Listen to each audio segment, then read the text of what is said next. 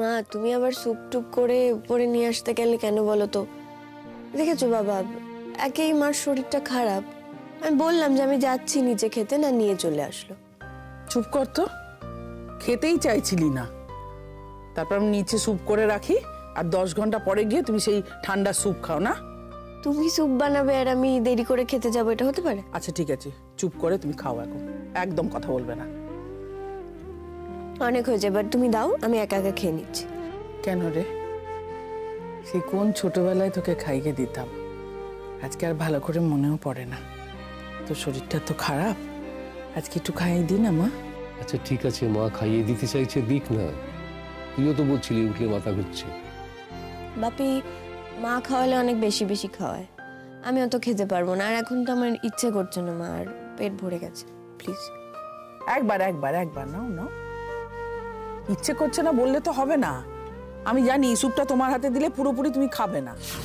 কালকে রাতে তুমি কিছু খাওনি মেঘ, আজকে সকাল থেকে কিছু খাওনি, এতক্ষণ ধরে খালি পেট, এরপর তো অ্যাসিডিটি হয়ে যাবে। ওয়াও, ওয়ান্ডারফুল, হ্যাঁ?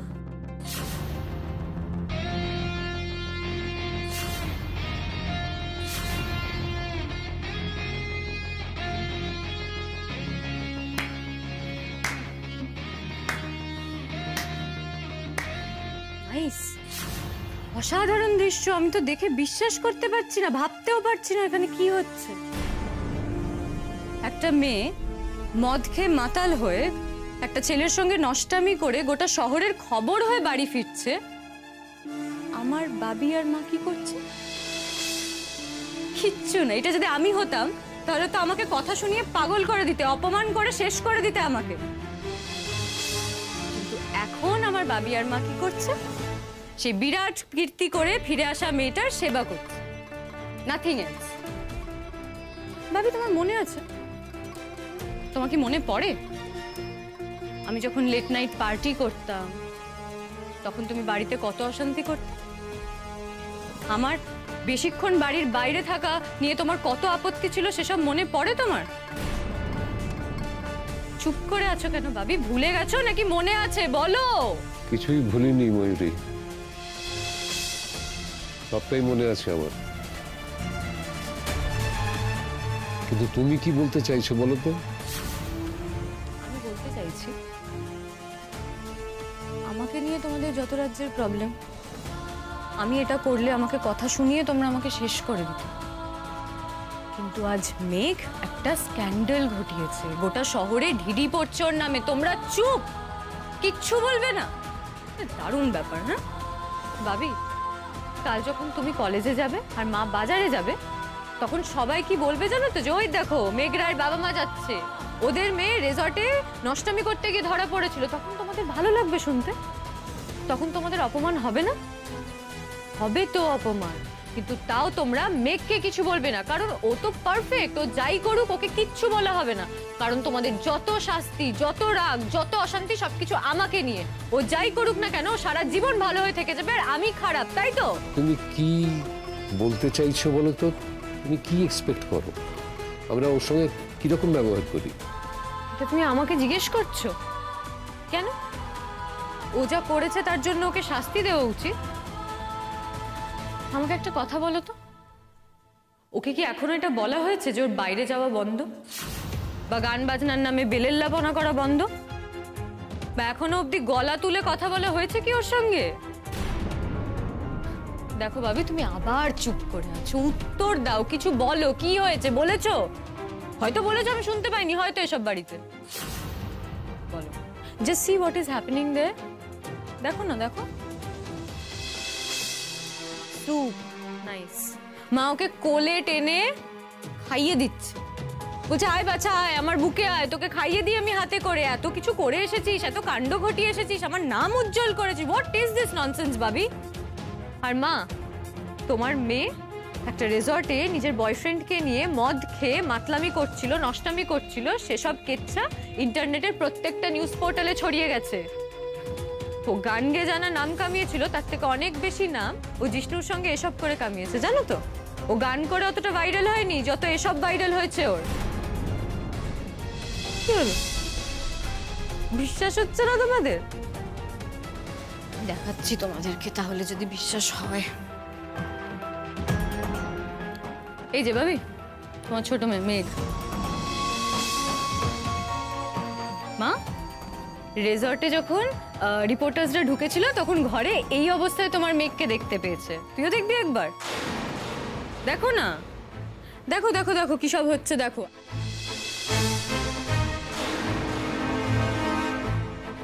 I'll show you. এই দেখো, এইটা একটা পোর্টালে দিয়েছে, যে অনেক আগের থেকে চলছিল। দেখো বাগানে, জিষ্ণু আর মেঘ বাগানে। মা দেখো, বাগানে রিসর্টে ঢোকার আগে ওরা দুজনে একসঙ্গে এসব করছিল। এই পোর্টালে আমি খবরটা দেখলাম, না হলে তুমি জানতেই পারতাম না। এবার বলো কি বলবে তোমরা? বুঝতে পারছো তোমরা? বুঝতে পারছো মেঘের মতলবটা কি? ও ওখানে গেছিল এসব করতেই, ফুর্তি করতেই গেছিল জিষ্ণুর সঙ্গে, কিন্তু বুঝতে পারেনি, অভ্যেস নেই, তাই মাত্রাটা একটু ভুল হয়ে গেছিল, তাই নিজেকে সামলাতে পারি। আর যদি ওর অভ্যেস থাকতো তাহলে আমার মনে হয় না ও এতটা ছড়াতো। ময়ূরী, আমার মনে হচ্ছে তোমার ভেতরে যতটা কালি ছিল তার সবটাই উগরে দিয়েছো তুমি। আমার মনের মধ্যে কালি? আর তো কিছু বলতে পারছি না আমি। ও আচ্ছা, ভাবি আমাকে একটা কথা বলো তো, আমি কোনটা মিথ্যে কথা বলেছি, কোনটা ভুল আমাকে বলো। না, ওইভাবে তো বলা যাবে না যে কোনটা ভুল, কিন্তু তোমার সবটাই ভুল। কোনো একটা ঘটনা তাকে যদি তুমি স্ক্যান্ডাল হিসেবে দেখাতে চাও তাহলে সেটা স্ক্যান্ডাল, আর যদি মনে করো যে এটা একটা জঘন্য ষড়যন্ত্র তাহলে তুমি তার মূলে যাবার চেষ্টা করবে, খুঁজবে। তুমি কি করবে সেটা তোমার ব্যাপার, কিন্তু তোমার এই কাজই কিন্তু বুঝিয়ে দেবে তুমি মানুষটা কেমন। তুমি বলছো যে যেটা ঘটেছে সেটা একটা ষড়যন্ত্র, ব্যাস। আমরা কি বলছি না বলছি তার থেকেও বড় কথা হলো এটাই সত্যি। আর একটা কথাও নিন্দে, এরপর যদি আমি শুনি যে পুরো প্ল্যানটার পেছনে ময়ূরী আছে, তাহলে কিন্তু একটু অবাক হব না। মা, তুমি কোনো প্রমাণ ছাড়া আমাকে এভাবে অ্যাকিউজ করতে পারো না, বুঝেছো? প্রমাণ এখন নেই, কিন্তু মেঘ প্রমাণ দেবে, এটাকে প্রমাণ করে দেবে। মেঘ, আমি তোকে বলছি, তুই থানায় গিয়ে রিপোর্ট লিখিয়ে বল যে তোর সন্দেহ হচ্ছে দিদির ওপর। মা, কারণ এই ঘটনা তোর দিদি আগেও ঘটিয়েছে, সেটা বল গিয়ে। মা তুমি শান্ত হও না, এসবের মধ্যে কেন নিজেকে জড়াচ্ছ? আবার শরীরটা খারাপ করবে। সেই কে আর দিচ্ছে আমাকে শান্তিতে থাকতে? দিচ্ছে কেউ? তুই আমাকে একটা কথা বলতো মেঘ, আচ্ছা ও কেন কালকে ওখানে গেল? কিসের জন্য গেল তুই বল? হঠাৎ তোর ওপর এত পীড়িত কবে থেকে উঠলো যে তোর ফাংশন দেখতে চলে গেল? নিশ্চয়ই কোনো উদ্দেশ্য ছিল। আমি বলছি মেঘ, আমি তোকে চিনি, এত বছর ধরে দুধ কলা দিয়ে কালসাপ বড় তো আমি করেছি না, আমি চিনি ওকে। মা চুপ করো না, এসব বাদ দাও না। মা শোনো, থামবে তুমি? আমার মেঘের প্রতি কোনো পীড়িত উতলায়নি, তোমার পীড়িত উতলে পড়ছে রিসেন্টলি, সেটাও হঠাৎ করে। ভালোবাসা আটকে রাখতে পারছো না তুমি তোমার মনের মধ্যে, সেটা তোমার প্রবলেম, সেটা হতেই পারে, আমার তাতে যায় আসে, কিন্তু তার জন্য তুমি আমার ব্যাপারে বাজে কথা বলতে পারো না। ময়ূরী, কি কাল যা ঘটেছে তাতে আমার কোনো দোষ ছিল না ভাবি, আমি কিচ্ছু করিনি। মা এখন মেঘকে মহান করতে গিয়ে আমাকে বলে দিতে চাইছে, এসব কি? নিজের ভাষা সম্পর্কে একটু সচেতন হও। ভাষা? ভাবি আমি কোন ভাষায় কথা বলছি? আমি তো বাংলা ভাষাতেই কথা বলছি আমি যতদূর জানি। মা আমাকে কালসাপ বলছে, তুমি কিছু বলছো না, ছোট করছে আমাকে, তুমি কিছু বলছো না। এ বাড়িতে সবাই সবকিছু বলতে পারে, আমি বলতে পারি না? আমাকে নিয়ে সবার প্রবলেমস কি? আমি বাড়ির বাইরে গিয়ে কথা বলি? আর তোমার এই মেয়ে একটা নীলকে ছেড়ে এখন একটা জিষ্ণুকে নিয়ে মেতে উঠেছে, সেটা পুরো শহরে সবাই জানতে পেরে গেছে, কিন্তু তুমি চাও আমি আমার মুখ বন্ধ রাখবো? ময়ূরী, বাড়াবাড়ি করো না। কি করবে নালে ভাবি? কি করবে তুমি? মায়ের মতো ঠটিয়ে একটা চড় দেবে আমার গালে? দাও, তাতে কিচ্ছু হবে না, তাতে তুমি আমার মুখ বন্ধ রাখতে পারবে না, সবার মুখ বন্ধ রাখতে পারবে না। ময়ূরী, তুমি নোংরা ঘাটতে চাইছো, তাতে তোমার নিজের পরিচয় দিচ্ছ, মেঘের নামে কালি মাখাতে চেষ্টা করছো, করো, কিন্তু মেঘ সম্পর্কে আমি যথেষ্ট গর্বিত, ওর গুণকে আমি সম্মান করি। তবে এ ব্যাপারে আমি নিশ্চিত যে ও একটা ষড়যন্ত্রের শিকার হয়েছে, একটা জঘন্য ভয়ঙ্কর ষড়যন্ত্রের শিকার। ষড়যন্ত্র? ভাবি কে ষড়যন্ত্র করবে ওর আগেনস্টে। ওকে কোন লতা মঙ্গেশকর না আশা ভোসলে যে ওর আগেনস্টে কেউ ষড়যন্ত্র করতে যাবে? কেন রূপ?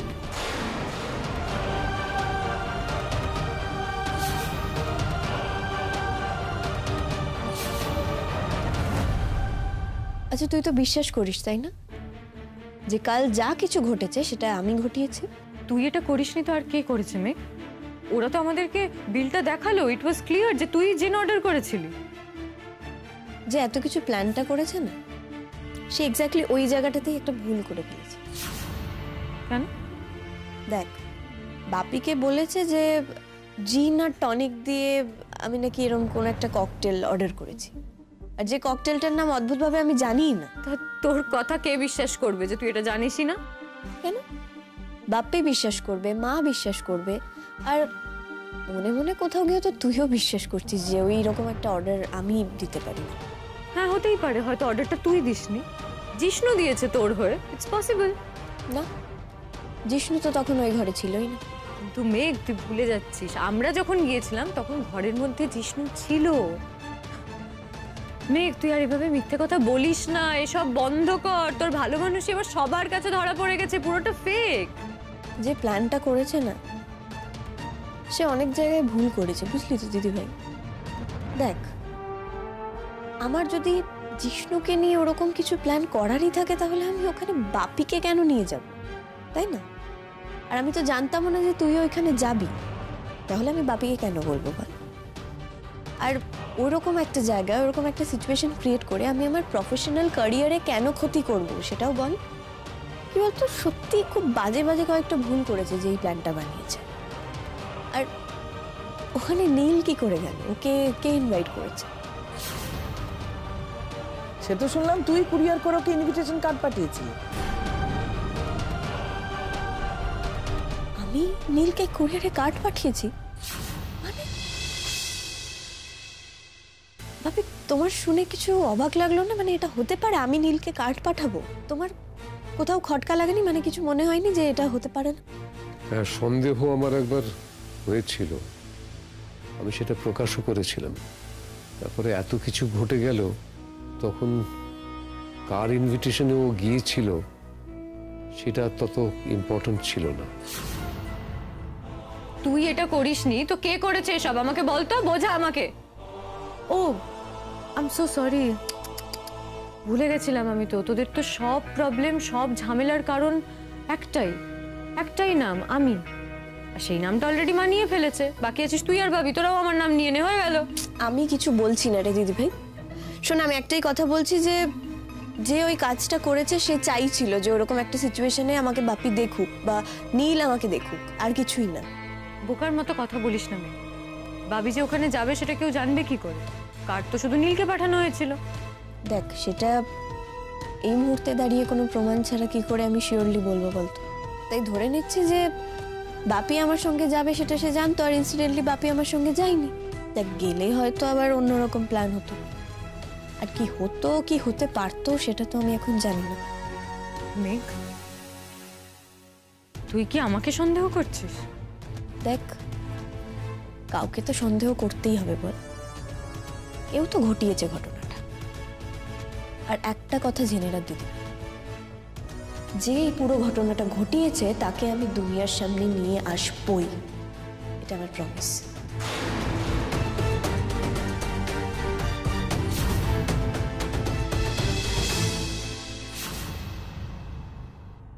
যাই বল গিনি, আমি তোর মতো জিষ্ণুকে ক্লিন চিট দিতে পারছি না। দেখ, আমি দেখেছিস ওখানে জিষ্ণু এবং মেঘকে ওই অবস্থায়। দাদাভাই, আমি খুব ভালো করে রূপকে চিনি। এইভাবে রিসর্টের সঙ্গে হাত মিলিয়ে মেয়েদের সর্বনাশ করা রূপের পেটেন্ট ব্যাপার। ও রোজ করে থাকে এরকম। আর ওই যে কার্ডটা, ওটা কিন্তু মেঘ তোকে পাঠায়নি, ওটা রূপ তোকে পাঠিয়েছে, and I am very sure of it. দেখ দাদাভাই, আমার খুব পরিষ্কার করেই মনে হয় যে রূপ মেঘের ওপর প্রতিশোধ নিচ্ছে, কারণ মেঘ আমাকে বাঁচিয়েছিল সেই জন্য। আর এটা তো খুব পরিষ্কার ব্যাপার, দিনের আলোর মতো পরিষ্কার। আমি বুঝতে পারছি না, তুই কেন বুঝতে পারছিস না? দাদা ভাই, এটা রূপ ছাড়া আর কেউ হতে পারে না। We have to do something, আমাদের কিছু একটা করতেই হবে। দেখো, মেয়েকে তোর চোখে আর ওর বাবার চোখে খারাপ করতে চেয়েছে, তারপর এই পুরো ঘটনাটা পাবলিক করে মেঘের সম্মান নিয়ে খেলতে চেয়েছে। ও মেঘের ওপর প্রতিশোধ নিচ্ছে, কারণ মেঘের জন্য রূপকে সোশ্যাল স্ট্যাটাস নষ্ট। কিন্তু গিনি, কোনো কিন্তু নয় দাদা ভাই, ইট ইজ রূপ, ইট হ্যাজ টু বি রূপ সান্যাল। এরকম একটা ডেঞ্জারাস প্ল্যান, তুই একবার ভাব, ও জামিন পেয়ে বাইরে বেরিয়ে মেঘের ওপর প্রতিশোধ নিচ্ছে এইভাবে।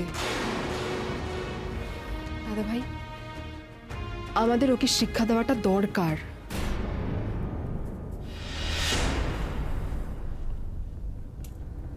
আমি যদি তোর কথা মেনে নিই, আর রূপ যদি এই ঘটনার পেছনে থাকে, তাহলে কিন্তু রূপ একা নেই। রূপের সঙ্গে আর একজন আছে। তুইও কি তাকেই সন্দেহ করছিস যাকে আমি সন্দেহ করছি? হ্যাঁ, ময়ূরী আছে এই কাজের পেছনে। দেখ, ময়ূরী মেঘকে সহ্য করতে পারে না, আর মেঘ ওর মুখোশ খুলে সবার সামনে প্রকাশ করে দিয়েছে। তাই জন্য প্রতিশোধ নিতে ময়ূরী এই কাজটা করেছে। এই কাজটা শুধু রূপ একা নয়, রূপ আর ময়ূরী দুজনে মিলে করেছে। Sure.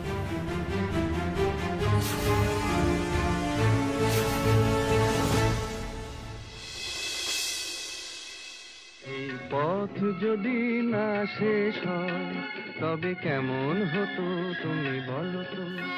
কি গো বাপি, নিশ্চিস কি করছিলিস উপরে এত বসে বসে? দেখ আমি কি করছি। তুমি এখন ফ্রুট স্যালাড বানাচ্ছ এত রাতে? তোর ফেভারিট তো। জানো, আমি কালকে একটা লেখা পড়লাম, ওখানে বলছে যে তোমরা যদি রাতে ফল খাও সেটা নাকি হজম হতে অসুবিধা হয় বা এরকম। তুই থাম তো, সব কথা ছাড়, একদম মাথায় রাখবি না। একজন বলল যে রাত্রিবেলা ফল খাওয়া ভালো নয়, পরের সপ্তাহে আরেকজন বলল রাত্রিবেলাটাই ফল খাওয়া হয়। এক এক সময় এক এক রকম কথা বলবে। আসল কথা কি বলতো, যেটা তোর শরীরে সহ্য হবে সেটাই করবি, ব্যাস হয়ে গেল।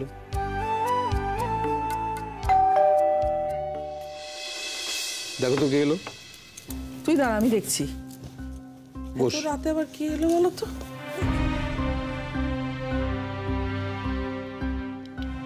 কি হলো, তুই কোথায় যাচ্ছিস?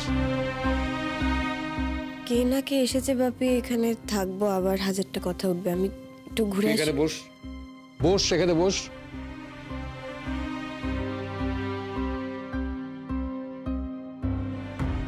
তাতে কি কথা উঠলে উঠবে, আমরা জবাব দেব।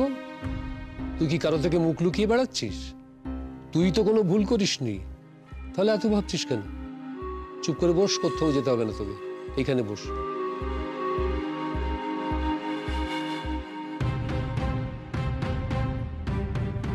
ওমা, দিদি তোমরা কিছু দরকার বলবে?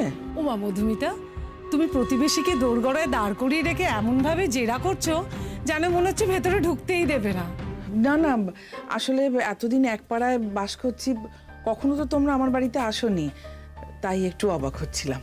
এসো এসো এসো, ভেতরে এসো। কখনো আসিনি বলে কি কোনোদিনই আসবো না? না না, এসো এসো এসো এসো।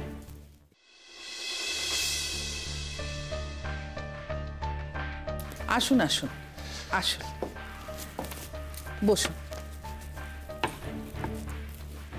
নিয়ে যাও মা, আসুন বসুন বসুন। মেঘ,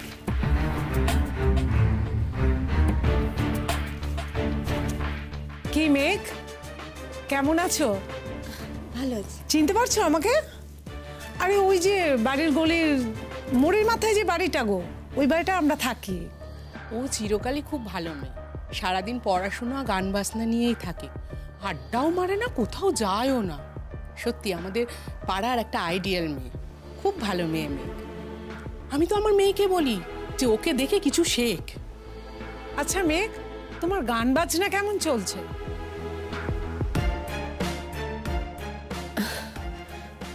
ভালোই। আমি তো তোমার গানের ফ্যান, আমার খুব ভালো লাগে তোমার গান। আর ওই যে জিষ্ণু সেনের সাথে যে অ্যালবামটা, তার প্রতিটি গান তো আমার ভীষণ ভালো লাগে। প্রত্যেকটা গান যে আমি কতবার শুনেছি না, তার কোনো হিসাব নেই। আমাদের বাড়িতে তো সব সময় তোমাদেরই গান বাজে। এই মেঘ শোনো না, বলছি জিষ্ণু সেনের সাথে তোমার কেমন বন্ধুত্ব গো?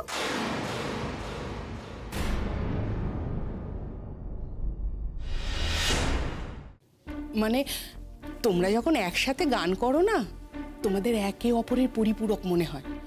তখন যে একসাথে কি ভালো লাগে তোমাদের। ঠিক বলেছ, একেবারে মেড ফর ইচ আদার। নমস্কার, আমি মেঘের বাবা। না, জিজ্ঞেস করছিলাম যে আপনারা কি শুধু এই কথাগুলোই বলতে এসেছেন নাকি আরো কিছু বলার আছে? না, আসলে আমরা মেঘেরই খোঁজ করতে এসেছিলাম।